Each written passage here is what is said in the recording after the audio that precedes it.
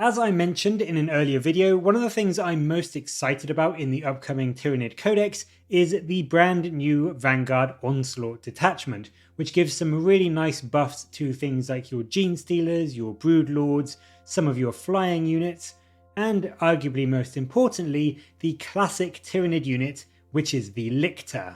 And these are getting some brand new models alongside the Deathleaper and the brand new version of them, the Neurolicta. And in today's Warhammer community article, we got a bit of a closer look at these fearsome beasts and what they are bringing in the new codex. So let's take a look, and the first thing they covered was the new unit, which is the slightly more psychic focused version of the Lichter, which is the brand new Neurolicta. And this model, first up, is gorgeous. He's very much more brainy than the classic Lichter. He's got a bit of a look of a zoanthrope to him in some ways, but he is equally as slim and lithe and snake-like in his appearance, and he does come in with a very similar stat line to the Lichter. He is still movement 8 with a 4-up save. He does have toughness 5 rather than the Lichter's toughness 6, but he also gains a wound going to 7 instead of 6.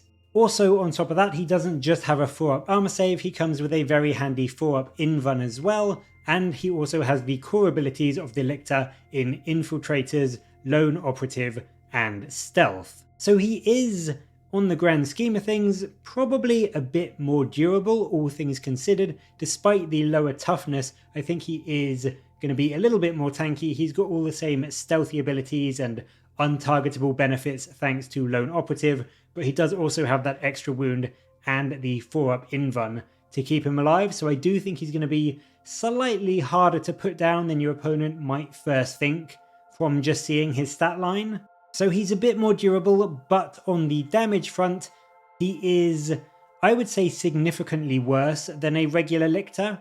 He still has 6 attacks that hit on 2s like a Lichter, but they're only strength 6, minus 2 AP and 1 damage, whereas the regular Lichter is strength 7, minus 2 AP and 2 damage, so it is quite a bit better, especially against those 2 wound models that you may be going up against. And then on top of that, even more crucially, he lacks the fight first rule that regular Lichters have, so he can also potentially risk being charged and killed outright before he gets to swing back, whereas your regular Lichters, even if they get charged, they will get to attack first, so they can at least do some damage before your opponent gets to attack into them. So I would say, just in terms of stat line and weapons, he's a bit more durable, but definitely less killy compared to your basic Lichter. Where the Neurolicta really comes into his own is, instead of being this terrifying, stealthy melee combatant like a Lichter, his strength is more in the form of his psychic style abilities. He still has feeder tendrils to grant you a CP if you kill a character, which is a really nice bonus to have, but then he also comes with 2 new abilities that go along with his more psychic focused playstyle. Neural Disruption allows you to select an enemy unit within 12 inches in your command phase, and they immediately have to take a Battle Shock test, so this is almost like a mini Shadow in the Warp that goes off every battle round. I would say it's, just on the face of it here, still not the most useful ability out there. Battle Shock is still a rather overpromised and underwhelming mechanic in 10th edition so far, but I do think that if Battle Shock gets changed to become more impactful as the edition goes on, this could be a really quite strong way to take a unit out of the game for a little while. And then his other ability, this does stack very, very nicely with Neural Disruption and also with Battle Shock, and this is called Psychological Saboteur. This is an aura ability, so it can affect other units that may be Battle Shocked. It's not potentially just the unit that you may target with Neural Disruption, so it has a good bit of potentially hitting multiple units with it. But what it does is that it affects enemy units within 12 inches, and if they are Battle Shocked, they get -1 to their hit rolls for attacks, and on top of that, when a friendly Tyranid unit attacks that enemy unit,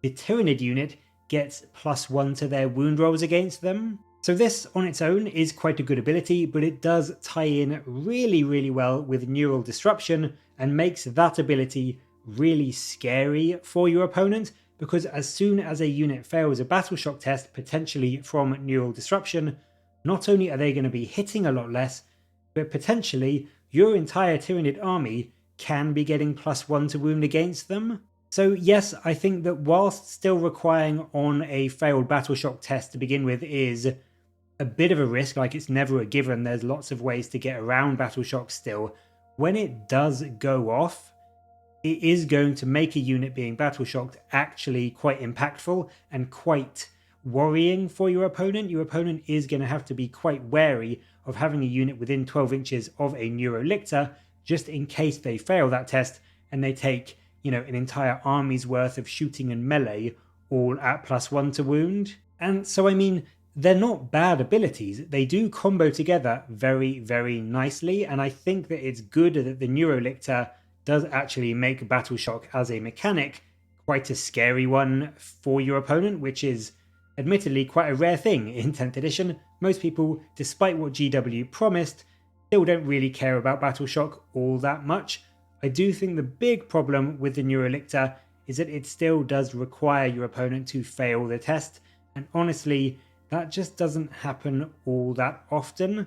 So the Neurolicta is going to depend a lot on his points. I just don't think he's worth all that much purely for his melee potential, because it just isn't all that good. All of his worth, or at least a lot of his worth, is tied up in that neural disruption and psychological saboteur ability. So he could be really, really good some games, whereas in others, he could just do absolutely nothing at all. So it's going to depend how much he's priced at and how much you think potentially getting those abilities off is going to be worth it for your army. So if you're going up against certain bad leadership armies like Orcs, you may find that he does actually earn his points back really quite well, whereas against armies like Custodes or Marines or certain other good leadership factions, you just might find that he isn't worth that price to bring along, because those two abilities just won't go off enough for him to kind of really earn his keep. We also got shown a brand new stratagem, which comes with the Vanguard Onslaught detachment, Invisible Hunter, which allows up to 2 Vanguard Invader units or 1 regular Tyranid infantry unit to, at the end of the opponent's fight phase, essentially jump off the board and go into strategic reserves, ready to reappear in your turn exactly where you need them to, so potentially able to get off a sneaky charge into another enemy unit that thought they were safe. There are some limitations. The units can't jump off the board while they're in combat. You do have to be at least 3 inches away from other enemy units, so you can't just yeet a unit out of combat if you are stuck in with the lion or something. You can't use it to escape that way, but it is still a very sneaky, powerful stratagem, and for just 1 command point, being able to potentially shuffle around 2 key units into an exposed enemy flank or exposed enemy backfield unit could be quite a powerful little ability. So I do think this is one we might see get used fairly often in that detachment, just to get your units around the board and capitalize on making your opponent second guess themselves and which of their units are actually going to be safe. The final thing they mention in the article today is that both the Lichter and the Deathleaper have largely stayed the same in the new codex, so we shouldn't expect any big new profile updates for them, but they do state that the Deathleaper, with his absolutely gorgeous new model, has had a very welcome bump to a 3-up save instead of the 4-up that he has in the index, so that really will help him to tank a little bit more light anti-infantry firepower and ensure that he can reach combat to rip apart all those squishy marines that were standing in his way.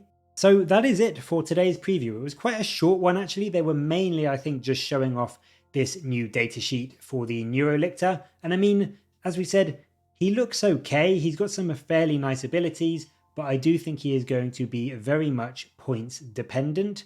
Honestly, I can't see him being much more than a regular Lichter. He does, as I have said, have some potentially scary abilities in Neural Disruption and Psychological Saboteur, but he does pay for that by having much worse melee output. So with regular Lictors being 75 points and Deathleaper being 80, I imagine they will be about the same. If they are any more than 75 or 80 points, I just really can't see them being taken, if I'm completely honest.